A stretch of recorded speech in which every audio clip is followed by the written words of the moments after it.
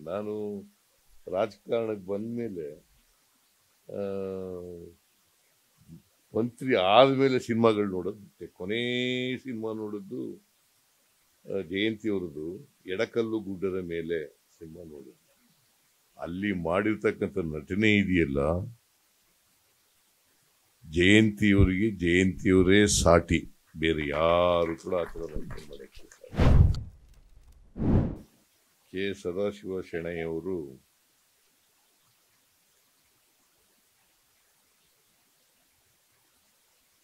ಅಭಿನವ ಶಾರದೆ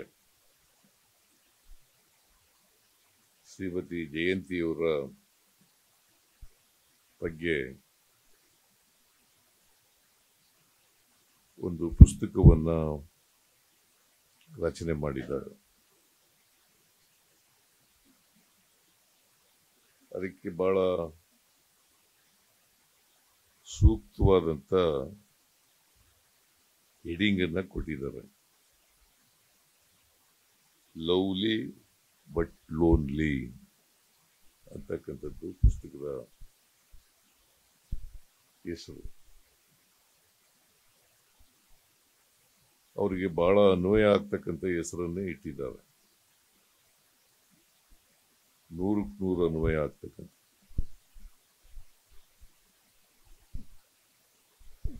ಸದಾಶಿವ ಶೆಣೈಯವರು ಪತ್ರಕರ್ತರಾಗಿ ಬಹಳ ವರ್ಷಗಳಿಂದ ಪರಿಚಯ ಇರ್ತಕ್ಕಂಥವ್ರು. ನನ್ನ ಬಗ್ಗೆ ಅಪಾರವಾದಂಥ ಅಭಿಮಾನ ಗೌರವವನ್ನು ಇಟ್ಕೊಂಡಿರ್ತಕ್ಕಂಥವ್ರು. ಅವರು ಜಯಂತಿಯವರ ಬದುಕಿನ ಚಿತ್ರವನ್ನ ಈ ಪುಸ್ತಕದ ಮೂಲಕ ಜನರಿಗೆ ತಿಳಿಸ್ತಕ್ಕಂಥ ಪ್ರಯತ್ನವನ್ನ ಮಾಡಿದ್ದಾರೆ ಅಂತೇಳಿ ನಾನು ಅಂದ್ಕೊಂಡಿದ್ದೀನಿ. ಯಾಕಂದ್ರೆ ನಾನು ಪುಸ್ತಕ ಓದಲಿಕ್ಕಾಗಲಿಲ್ಲ. ಮೊನ್ನೆ ಎಲ್ಲ ಕೊಟ್ಟದ್ದು ನನಗೆ, ಮೊನ್ನೆ ಕೊಟ್ಟರು. ಆದ್ರೆ ಓದ್ಬೋದಾಗಿತ್ತು, ಓದಕ್ಕಾಗಲಿಲ್ಲ ನನಗೆ. ಮತ್ತೆ ಇವತ್ತು ನಿರಂತರವಾದಂಥ ಕಾರ್ಯಕ್ರಮಗಳಿದ್ದವು. ಹಾಗಾಗಿ ಸ್ವಲ್ಪ ತಡವಾಗಿ ಕೂಡ 1 ಅವರ್ 1 ಗಂಟೆ ತಡವಾಗಿ ಬಂದಿದ್ದೀನಿ. ನಿಮ್ಮನ್ನೆಲ್ಲ ಕಾಯಿಸಿದ್ದೀನಿ. ಅದಕ್ಕೋಸ್ಕರ ವೇದಿಕೆ ಮೇಲೆ ಇರೋರು ಮತ್ತೆ ಸಭಿಕರು ಎಲ್ಲರ ಕ್ಷಮೆಯನ್ನು ಕೋರ್ಲಿಕ್ಕೆ ಬಯಸ್ತಾ ಇದ್ದೇನೆ. ನನಗೆ ಶೆಣೈಯವರು ಜಯಂತಿಯವ್ರ ಬಗ್ಗೆ ಒಂದು ಪುಸ್ತಕ ಬರೆದಿದ್ದೀನಿ. ಅದನ್ನ ಬಿಡುಗಡೆ ಮಾಡಬೇಕು, ನೀವೇ ಬರಬೇಕು ಅಂತೇಳಿ ಹೇಳಿದ್ರು. ಜಯಂತಿಯವರು ಮೇಲೆ ಒಂದು ಪುಸ್ತಕ ಬರೆದ ಮೇಲೆ ಅದನ್ನ ಬರಲಿಕ್ಕೆ ಆಗಲ್ಲ ಅಂತ ಹೇಳಲಿಕ್ಕೆ ಸಾಧ್ಯನೇ ಇಲ್ಲ. ಹಾಗಾಗಿ ನಾವು ಒಪ್ಕೊಂಡೆ, ಪುಸ್ತಕ ಬಿಡುಗಡೆ ಮಾಡಲಿಕ್ಕೆ ಒಪ್ಕೊಂಡೆ. ಆದರೆ ಪುಸ್ತಕ ಓದ್ಕೊಂಡಿದ್ರೆ ಚೆನ್ನಾಗಿರ್ತಿತ್ತು ಮಾತಾಡ್ಲಿಕ್ಕೆ.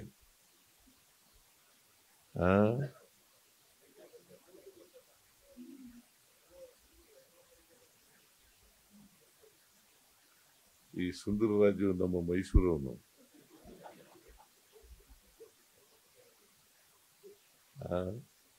ಗೋವಿಂದು ಮೈಸೂರವನ್ನೇ.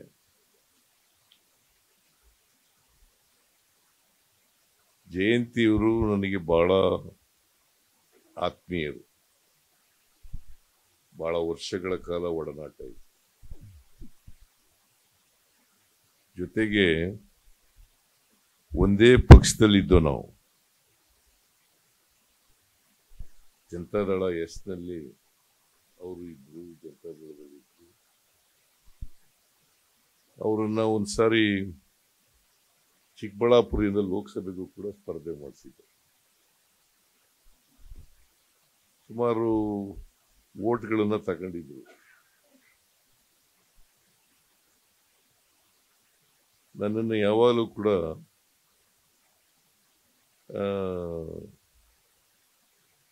ಹೀರೋ ಹೀರೋ ಅಂತ ಕರೆಯೋರು ನನಗೆ. ನನಗೆ ಹೀರೋ ಅಲ್ಲ, ಆದ್ರೂ ಹೀರೋ ಅಂತ ಕರೆಯೋರು. ಅಂದ್ರೆ ಜಯಂತಿಯವರ ನನ್ನ ಮೇಲಿದ್ದಂಥ ಪ್ರೀತಿಯಿಂದ ಆ ಥರ ಕರೀತಾ ಇದ್ರು.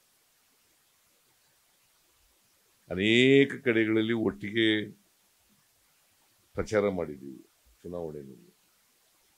ಬೆಂಗಳೂರಿನಲ್ಲಿ, ಬೆಂಗಳೂರು ಸುತ್ತಮುತ್ತ, ಚಿಕ್ಕಬಳ್ಳಾಪುರ ಭಾಗದಲ್ಲಿ ಒಟ್ಟಿಗೆ ಕ್ಯಾಂಪೇನ್ ಮಾಡಿದ್ದೀವಿ. ಜೊತೆಗೆ ಒಟ್ಟಿಗೆ ಒಂದೇ ಪಕ್ಷದಲ್ಲಿ ಇದ್ದದರಿಂದ ಒಂದೇ ರಾಜಕೀಯ ಅಭಿಪ್ರಾಯ ಕೂಡ ಇತ್ತು. ಹಾಗಾಗಿ ಅವರು ನನ್ನನ್ನು ಬಹಳ ಅಭಿಮಾನದಿಂದ ಕಾಣ್ತಾ ಇದ್ರು, ಪ್ರೀತಿಯಿಂದ ಕಾಣ್ತಾ ಇದ್ರು. ಎಲ್ಲಕ್ಕಿಂತ ಮುಖ್ಯವಾಗಿ ಜಯಂತಿಯವರಿಗೆ ಮನುಷ್ಯತ್ವ ಇತ್ತು. ಬಹಳ ಮುಖ್ಯವಾಗಿ ಮನುಷ್ಯತ್ವ ಇರುತ್ತೆ. ಮತ್ತೆ ಎಲ್ಲರೂ ಕೂಡ ಸ್ನೇಹದಿಂದ ಮಾತಾಡಿಸ್ತಕ್ಕಂಥ ಪ್ರವೃತ್ತಿಯನ್ನ ಬೆಳೆಸ್ಕೊಂಡಿದ್ದಾರೆ.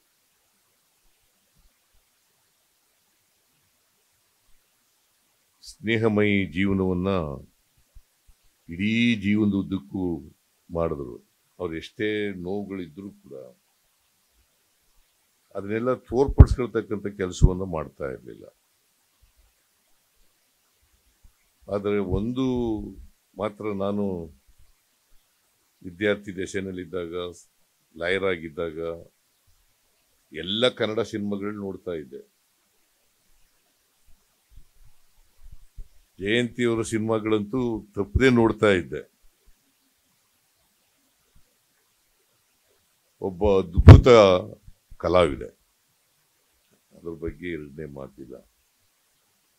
ಬಹುಶಃ ಆ ಕಾಲದಲ್ಲಿ ಜಯಂತಿ, ಲೀಲಾವತಿ, ಕಲ್ಪನಾ, ಆಮೇಲೆ ಭಾರತಿ, ಇವರೇ ಜಾಸ್ತಿ ಇದ್ದವರು. ಆಗ ಸಿನಿಮಾ ನಾವು ನೋಡ್ತಾ ಇರೋ ಕಾಲದಲ್ಲಿ ಇವರೇ ತಿರುಗಿ ಮುರುಗಿ ಇವರೇ ಹೀರೋಯಿನ್ಗಳಾಗರು. ರಾಜ್ಕುಮಾರ್ 90% ಸಿನಿಮಾಗಳಲ್ಲಿ ಹೀರೋ ಆಗ್ತಿದ್ರು, ಇವರು ಹೀರೋಯಿನ್ ಆಗ್ತಾ ಇದ್ರು. ಹಾಗಾಗಿ ಆ ಸಿನಿಮಾಗಳನ್ನೆಲ್ಲ ನೋಡ್ತಾ ಇದ್ದೆ. ನಾನು ರಾಜಕಾರಣಕ್ಕೆ ಬಂದ್ಮೇಲೆ ಮಂತ್ರಿ ಆದ್ಮೇಲೆ ಸಿನಿಮಾಗಳು ನೋಡೋದು ಬಿಟ್ಟೆ. ಕೊನೇ ಸಿನಿಮಾ ನೋಡಿದ್ದು ಜಯಂತಿಯವರದ್ದು ಎಡಕಲ್ಲು ಗುಡ್ಡದ ಮೇಲೆ ಸಿನಿಮಾ ನೋಡಿದ್ದು. ಅಲ್ಲಿ ಮಾಡಿರ್ತಕ್ಕಂಥ ನಟನೆ ಇದೆಯಲ್ಲ,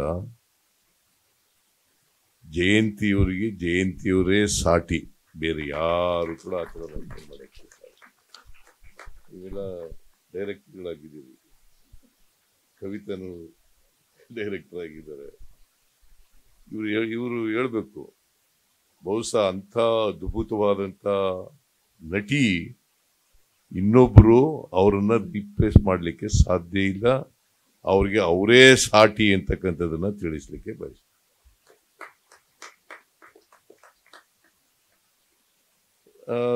ನನ್ನ ಅವರ ಸಂಬಂಧ ಬಹಳ ಆತ್ಮೀಯವಾಗಿತ್ತು. ಅನೇಕ ಸಾರಿ ಅವರ ಜೀವನದ ವಿಚಾರಗಳನ್ನೆಲ್ಲ ಹೇಳ್ಕೊಳ್ಳೋರು, ನಮ್ಮ ರಾಜಕೀಯದ ವಿಚಾರಗಳನ್ನು ಕೂಡ ಮಾತಾಡೋರು. ಸೊ ಒಂದೇ ನಮ್ಮ ರಾಜಕೀಯದ ವಿಚಾರಗಳು ಒಂದೇ ಥರ ಇದ್ದವು. ಹಾಗಾಗಿ ಜಯಂತಿಯವರು ಬರೀ ಕಲಾವಿದೆಯಾಗಿರಲಿಲ್ಲ, ಅವಳು ಜೀವನವನ್ನ ಪ್ರೀತಿಸ್ತಕ್ಕಂಥ, ಸಮಾಜವನ್ನ ಪ್ರೀತಿಸ್ತಕ್ಕಂಥ ಒಂದು ವ್ಯಕ್ತಿತ್ವ ಇದ್ದಂಥ, ಮಹಾ ಮನುಷ್ಯತ್ವ ಇದ್ದಂಥ ನಟಿ ಅಂತಕ್ಕಂಥದ್ದನ್ನು ಈ ಸಂದರ್ಭದಲ್ಲಿ ನೆನ್ಕೊಳ್ಳಲಿಕ್ಕೆ ಬಯಸ್ತಾರೆ. ಈಗ ಮಾತನಾಡ್ತಾ ಹೇಳಿದ್ರು, ಯಾರು ಶೆಣೈ ಅವರು ಹೇಳಿದ್ರು, ಜಯಂತಿಯವರ ಹೆಸರಿನಲ್ಲಿ ಒಂದು ಪ್ರಶಸ್ತಿಯನ್ನ ಮಾಡಬೇಕು ಅಂತಕ್ಕಂಥದ್ದು. ಇದು ಬಹಳ ಜನ ಸಿನಿಮಾ ಕ್ಷೇತ್ರದವರು ಇದ್ದಾರೆ.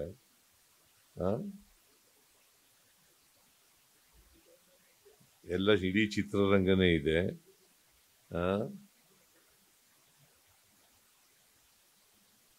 ನಾನು ಚಿತ್ರರಂಗಕ್ಕೆ ಬಾಕಿ ಅಲ್ಲ, ಆದ್ರೆ ಚಿತ್ರರಂಗವನ್ನ ಪ್ರೋತ್ಸಾಹಿಸ್ತಕ್ಕಂಥವನು. ಅದಕ್ಕೆ ಸಹಕರಿಸ್ತಕ್ಕಂಥವನು. ಕನ್ನಡ ಚಿತ್ರರಂಗ ಬೆಳಿಬೇಕು ಅಂತಕ್ಕಂಥ ಅಭಿಪ್ರಾಯ ಇಟ್ಕೊಂಡಿದೆ, ಆ ಬದ್ಧತೆ ಇರ್ತಕ್ಕಂಥವನು. ಅದರಿಂದ ರಾಷ್ಟ್ರದ ಅನೇಕ ಭಾಷೆಗಳ ಚಿತ್ರಗಳಿದಾವಲ್ಲ, ಆ ಭಾಷೆಗಳ ಜೊತೆಯಲ್ಲಿ ಕನ್ನಡ ಯಾವುದೇ ರೀತಿಯಲ್ಲಿ ಕಳಪೆ ಅಲ್ಲ. ಯಾಕಂದ್ರೆ ಕನ್ನಡ ಭಾಷೆಗೆ 2000 ವರ್ಷಗಳ ಇತಿಹಾಸ ಇರ್ತಕ್ಕಂಥ ಭಾಷೆ. ಅಂತ ಭಾಷೆಯ ಚಿತ್ರ ಇದೆಯಲ್ಲ, ಅಂತ ಭಾಷೆ ಇದೆಯಲ್ಲ, ಇಡೀ ದೇಶದಲ್ಲಿ ಆ ಭಾಷೆ ಪ್ರಜ್ವಲಿಸಬೇಕು ಅಂತಕ್ಕಂಥದ್ರಲ್ಲಿ, ಕನ್ನಡ ಚಿತ್ರರಂಗ ಬೆಳೀಬೇಕು ಅನ್ನೋದ್ರಲ್ಲಿ, ರಾಷ್ಟ್ರ ಮಟ್ಟದಲ್ಲಿ ಅದರ ಸ್ಥಾನವನ್ನು ಗಳಿಸ್ಕೊಳ್ಬೇಕು ಅಂತಕ್ಕಂಥದ್ರಲ್ಲಿ ಎರಡು ಮಾತು. ಅದಕ್ಕೋಸ್ಕರನೇ ನಾನು ಕನ್ನಡ ಚಿತ್ರರಂಗಕ್ಕೆ ಅಧಿಕಾರದಲ್ಲಿರುವಾಗ ಅನೇಕ ಸಹಾಯಗಳನ್ನು ಮಾಡ್ತಕ್ಕಂಥ ಕೆಲಸವನ್ನು ಮಾಡಿದ್ದೀನಿ. ಅದು ಕರ್ತವ್ಯ ಕೂಡ. ಕನ್ನಡ ಚಿತ್ರಗಳಿಗೆ 100ಕ್ಕೆ 100 ತೆರಿಗೆ ವಿನಾಯಿತಿಯನ್ನು ಕೊಟ್ಟದ್ದು ನಾನು ಮುಖ್ಯಮಂತ್ರಿ ಆಗಿರೋದು, ನಾನು ಹಣಕಾಸಿನ ಮಂತ್ರಿ ಆಗಿರೋದು. ಲಂಕೇಶ್ ಇದ್ದಾರಲ್ಲ ಇವರು, ಪಿ ಲಂಕೇಶ್, ನಮಗೆಲ್ಲ ಗುರುಗಳು ಇದ್ದಾಗೆ ಅವರು. ನಾವೆಲ್ಲ ಮೇಷ್ಟ್ರೆ ಮೇಷ್ಟ್ರೆ ಅಂತ ಕರಿತಿದ್ದ ಅವ್ರಿಗೆ, ಮೇಷ್ಟ್ರೆ ಮೇಷ್ಟ್ರೆ ಅಂತ. ಸಾಯಂಕಾಲ ಯಾವುದಾದ್ರು ಚಾಮರಾಜಪೇಟೆ, ಹೌದು, ನನ್ನ ಹೆಂಡತಿನೂ ಕೂಡ ಅಲ್ಲಿಯವರು, ಚಾಮರಾಜಪೇಟೆಯವರು. ನಾನು MLA ಆದಮೇಲೆ ಯಾವಾಗಲೂ ಅವ್ರ ಆಫೀಸ್ಗೆ ಹೋಗುವೆ. ಶನಿವಾರ ಭಾನುವಾರ ಅವ್ರ ಆಫೀಸ್ಗೆ ಹೋಗುವೆ. ಆಫೀಸ್ನಲ್ಲಿ ಹೋಗಿ ಅವರು ಮೇಷ್ಟ್ರ ಅಭಿಪ್ರಾಯ ಕೇಳೋದು, ಅವರ ಅನುಭವ ಕೇಳೋದು, ಮತ್ತೆ ಅವರು ಅಡ್ವೈಸ್ ಕೇಳ್ತಕ್ಕಂಥದ್ದೇ ಒಂದು ದೊಡ್ಡ ನಮಗೆ ಆ ಕಾಲದಲ್ಲಿ ಅದು ದೊಡ್ಡ ವಿಚಾರ. ಸೊ ಹಾಗಾಗಿ ಲಂಕೇಶ್ ಅವರು ಇವತ್ತಿಗೂ ಕೂಡ ಅಂಥ ಸೃಜನಶೀಲ ಸಾಹಿತಿಯನ್ನು ನೋಡ್ತಕ್ಕಂಥದ್ದು ಬಹಳ ಕಷ್ಟದ ಕೆಲಸ. ಅವರು ಎಲ್ಲ ಕ್ಷೇತ್ರಗಳಲ್ಲೂ ಕೂಡ ಪರಿಣಿತಿಯನ್ನು ಪಡ್ಕೊಂಡಿದ್ರು. ಬರೀ ಸಾಹಿತ್ಯ ಒಂದೇ ಕ್ಷೇತ್ರ ಅಲ್ಲ, ಎಲ್ಲ ಕ್ಷೇತ್ರದಲ್ಲೂ ಕೂಡ ಪರಿಣಿತಿಯನ್ನು ಪಡ್ಕೊಂಡಿದ್ರು. ಸೊ ಜಯಂತಿಯವರು ಅವರ ಅಭಿನಯ ಇದೆಯಲ್ಲ, ಅದು ಮರೀಲಿಕ್ಕೆ ಸಾಧ್ಯನೇ ಇಲ್ಲ. ಯಾವುದೇ ಪಾತ್ರ ಕೊಟ್ಟರು ಕೂಡ, ಅದು ಚಿಕ್ಕ ಪಾತ್ರ ಇರಲಿ ದೊಡ್ಡ ಪಾತ್ರ ಇರಲಿ, ಆ ಪಾತ್ರಕ್ಕೆ ಜೀವ ತುಂಬತಕ್ಕಂಥ ಕೆಲಸವನ್ನು ಮಾಡ್ತಾರೆ. ಯಾವುದು ಸಿನಿಮಾ ನಾವು ನೋಡಕ್ ಹೋದ್ರೆ ನಮ್ಮನ್ನು ನಾವು ಮರ್ತು ಬಿಡ್ಬೇಕು, ಆ ಥರ ಅಭಿನಯವನ್ನು ಮಾಡ್ತಾ ಇದ್ರು. ಇದು ಎಲ್ರಿಗೂ ಸಾಧ್ಯ ಇಲ್ಲ. ಅದು ಆ ಥರದ ಅಭಿನಯ ಮಾಡ್ತಾ ಇದ್ದದ್ದು ಜಯಂತಿಯವರಿಗೆ ಕರಗತ ಆಗ್ಬಿಟ್ಟಿತ್ತು. ಅವರೊಬ್ಬರು ಹುಟ್ಟು ಕಲಾವಿದೆ ಅಂತಕ್ಕಂಥ ಮಾತುಗಳನ್ನು ಹೇಳಲಿಕ್ಕೆ ಬಯಸ್ತಾ ಇದ್ದೇನೆ. ನಾನು ಜಯಂತಿಯವ್ರ ಬಗ್ಗೆ ಎಷ್ಟು ವರ್ಣಿಸಿದ್ರೂ ಕೂಡ ಕಡಿಮೆನೆ. ಸೊ ನಾನು ಆ ಲೋನ್ಲಿನೆಸ್ ಬಗ್ಗೆ ಎಲ್ಲ ಮಾತಾಡಕ್ ಹೋಗಲ್ಲ. ನಾನು ರಮೇಶ್ ಮಾತಾಡಿದ್ದಾರೆ, ಇಂದ್ರಜಿತ್ ಮಾತಾಡಿದ್ದಾರೆ, ನಾನು ಎಲ್ಲ ಆ ಲೋನ್ಲಿನೆಸ್ ಮಾತಾಡಕ್ಕೆ ಹೋಗಿಲ್ಲ. ಆ ಲೋನ್ಲಿನೆಸ್ಸು ಮಾತಾಡಿಕ್ಕೆ ಅಧಿಕಾರ ಇರ್ತಕ್ಕಂಥದ್ದು ಕೃಷ್ಣಕುಮಾರ್ ಅವರು ಮಾತ್ರ ಅಲ್ಲ. ತಾಯಿಗೆ ತಕ್ಕ ಮಗ ಅಂತಕ್ಕಂಥದ್ದು ಕೃಷ್ಣಕುಮಾರ್ ಚೆನ್ನಾಗಿ ನೋಡ್ಕೊಂಡ್ರು. ಜಯಂತಿ ನನಗಿಂತ ಸ್ವಲ್ಪ ದೊಡ್ಡವರು ಅಂತ ಇಟ್ಕೊಳ್ಳೋಣ. ಈಗ 80 ವರ್ಷ ಆಯ್ತಿತ್ತಲ್ಲ, ನನಗೀಗ 78 ವರ್ಷ ನಡೀತಾ ಇದೆ. ಸೊ ಅದು ನನಗಿಂತ ದೊಡ್ಡವರು. ಸೊ ಹಂಗಾಗಿ ಒಬ್ಬ ಈ ಕಲಾವಿದರು ಇದ್ದಾರಲ್ಲ, ಆ ಎಮ್ಮಿನಿಂದ ಕಲ್ತ್ಕೋಬೇಕಾಗ್ತದೆ. ಹೇಗೆ ಬದುಕನ್ನು ಪ್ರೀತಿಸ್ಬೇಕು, ಇನ್ನೊಬ್ಬರ ಜೊತೆ ಹೇಗೆ ನಡ್ಕೋಬೇಕು ಅಂತಕ್ಕಂಥದ್ದು ಬಹಳ ಉತ್ತಮವಾದಂಥ ಗುಣವನ್ನು ಓದಿದಂಥ ಒಬ್ಬ ಹೆಣ್ಣು ಮಗಳು ಅಂತಕ್ಕಂಥದ್ದನ್ನು ಮರೀಲಿಕ್ಕೆ ಸಾಧ್ಯ. ಸೊ ಅಂಥವ್ರ ಬಗ್ಗೆ ಶೆಣೆಯವರು ಒಂದು ಪುಸ್ತಕ ಬರೆದಿದ್ದಾರೆ. ಪುಸ್ತಕ ಎಲ್ಲ ನಮಗೆಲ್ಲ ಫ್ರೀ ಕೊಟ್ಬಿಟ್ಟಿದ್ದಾರೆ, ತಗೊಂಡು ಓದಬೇಕಾಗಿತ್ತು. ಅವರು ಆ ಪುಸ್ತಕದ ನೋಡಿಲ್ಲ, ನಾನು ಓದ್ತೀನಿ ಅದು ಪುಸ್ತಕ ಓದಿದ ಮೇಲೆ. ಬಟ್ ಎನಿವೆ ಶೆಣೈ ಅವರು ಬರೆದಿದ್ದಾರೆ ಅಂತಂದ್ರೆ ಆ ಪುಸ್ತಕ ಅದು ಮೌಲ್ಯಯುತವಾಗಿ ಇರಬೇಕು ಅಂತ ಅನ್ಕೊಂಡಿದ್ದೀನಿ ನಾನು. ಎಲ್ಲರೂ ಓದಬೇಕು, ವಿಶೇಷವಾಗಿ ಯುವತಿಯರು ಓದಬೇಕು. ಆ ಮನುಷ್ಯತ್ವ ಇತ್ತಲ್ಲ, ಸಮಾಜವನ್ನು ಪ್ರೀತಿಸ್ತಕ್ಕಂಥದ್ದು, ಬೇರೆಯವರನ್ನ ಪ್ರೀತಿಸ್ತಕ್ಕಂಥದ್ದು, ಯಾರನ್ನೂ ದ್ವೇಷಿಸ್ತಿರ್ಲಿಲ್ಲ, ಯಾರನ್ನು ದ್ವೇಷಿಸಿಲ್ಲ. ಸ್ನೇಹಮಯಿ ಜೀವನ ಪ್ರತಿಯೊಬ್ಬರು ಕೂಡ ಅದೇ ಮಾಡಬೇಕಾಗಿರೋದು. ಆಕ್ಚುಲಿ ನಾವು ಸಮಾಜದಲ್ಲಿ ಯಾವ ಜಾತಿ, ಯಾವ ಧರ್ಮ ಅವೆಲ್ಲ ಬಹಳ ಮುಖ್ಯ ಅಲ್ವೇ ಇಲ್ಲ. ನಾವು ಆಕಸ್ಮಿಕವಾಗಿ ಹುಡ್ತೀವಿ ಅಷ್ಟೇ, ಸಾಯೋದಂತೂ ಗ್ಯಾರಂಟಿ ಇಲ್ಲ, ಖಚಿತವಾಗಿ ಸಾಯ್ತೀವಿ ನಾವು. ಆ ಸಾವು ನಡುವಿನ ಮಧ್ಯೆ ಇದೆಯಲ್ಲ ಬದುಕು, ಆ ಬದುಕನ್ನು ಸಾರ್ಥಕ ಮಾಡ್ಕೊಳ್ತಕ್ಕಂಥದ್ದೇ ಬಹಳ ಮುಖ್ಯ.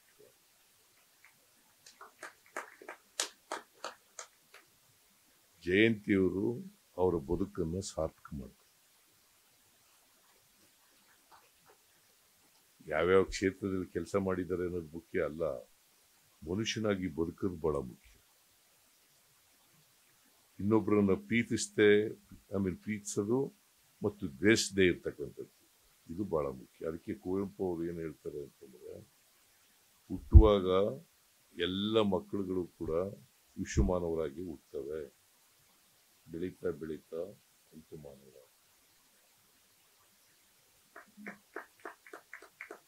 ನಾವೆಲ್ಲರೂ ಕೂಡ ವಿಶ್ವಮಾನವರಾಗಲಿಕ್ಕೆ ಪ್ರಯತ್ನ ಪಡಬೇಕು ಹೊರತು ಅಲ್ಪಮಾನವರಾಗಿ ಇರಬಾರ್ದು, ಅಲ್ಪಮಾನವರಾಗಿ ಸಾಯಬೇಕು. ಇದನ್ನ ಜಯಂತಿಯವರು ತಮ್ಮ ಬದುಕಿನಲ್ಲಿ ಅಳವಡಿಸ್ಕೊಳ್ತಕ್ಕಂಥ ಪ್ರಯತ್ನವನ್ನು ಮಾಡಿ, ಆ ದಾರಿಯಲ್ಲಿ ನಡೀತಕ್ಕಂಥ ಪ್ರಯತ್ನವನ್ನು ಮಾಡಿದರು. ನಾವೆಲ್ಲರೂ ಕೂಡ ಅದೇ ಮಾಡಬೇಕಾಗಿರ್ತಕ್ಕಂಥದ್ದು, ಅದೇ ನಾವು ಸಮಾಜಕ್ಕೆ ತೀರಿಸ್ತಕ್ಕಂಥ ಋಣ ಅಂತೇಳಿ ನಾನು ಭಾವಿಸ್ತೀನಿ. ಸಮಾಜಕ್ಕೆ ನಾವು ತೀರಿಸ್ತಕ್ಕಂಥ ಋಣ. ಯಾಕಂದ್ರೆ ನಾವು ಈ ಕ್ಷೇತ್ರದಲ್ಲಿ ಬದುಕಿನ ಅನೇಕ ಕ್ಷೇತ್ರಗಳಲ್ಲಿ ನಾವು ಬಂದಿದ್ದೀವಲ್ಲ, ಬರೀ ನಮ್ಮ ಶ್ರಮದಿಂದ ಬಂದಿಲ್ಲ, ಸಮಾಜದ ಋಣ ನಮ್ಮ ಮೇಲಿದೆ. ಆ ಸಮಾಜದ ಋಣ ತೀರಿಸ್ತಕ್ಕಂಥ ಕೆಲಸ ಮಾಡಬೇಕು. ಸೊ ಅದನ್ನ ಜಯಂತಿಯವರು ಮಾಡಿದ್ರು ಅಂತೇಳಿ ನಾನು ಭಾವಿಸ್ಕೊಂಡು, ಅವರ ಪುಸ್ತಕ ಲವ್ಲಿ ಬಟ್ ಲೋನ್ಲಿ ಪುಸ್ತಕವನ್ನು ಅತ್ಯಂತ ಸಂತೋಷದಿಂದ ಬಿಡುಗಡೆ ಮಾಡಿದ್ದೇನೆ. ಈ ಪುಸ್ತಕವನ್ನು ಓದಿ ನೀವು ಕೂಡ ಇದರಿಂದ ಪ್ರೇರಿತರಾಗಿ ನಿಮ್ಮ ಬದುಕನ್ನು ಸಾರ್ಥಕ ಮಾಡ್ತಕ್ಕಂಥ ಪ್ರಯತ್ನವನ್ನು ಮಾಡಬೇಕು ಅಂತೇಳಿ ಹೇಳ್ತಾ ನನ್ನ ಮಾತುಗಳನ್ನು ಮುಗಿಸ್ತೇನೆ. ಪ್ರಶಸ್ತಿ ನೀವೆಲ್ಲ ಒಪ್ಕೊಂಡ್ರೆ ಮಾಡೋಣ, ಸಿನಿಮಾದವರೆಲ್ಲ ಒಪ್ಕೊಂಡ್ರೆ ಜಯಂತಿಯವರ ಹೆಸರಿನಲ್ಲಿ ಒಂದು ಪ್ರಶಸ್ತಿಯನ್ನ ಆಗ್ಬೋದಾ? ಓಕೆ, ಜಯಂತಿಯವರ ಹೆಸರಿನಲ್ಲಿ ಅವರ ಹೆಸರಿನಲ್ಲಿ ಪ್ರಶಸ್ತಿಯನ್ನು ಸ್ಥಾಪನೆ ಮಾಡತಕ್ಕಂಥ ಪ್ರಯತ್ನವನ್ನ ನಮ್ಮ ಸರ್ಕಾರ ಮಾಡ್ತದೆ.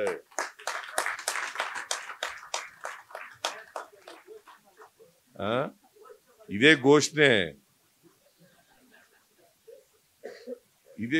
ಅಲ್ವಾ?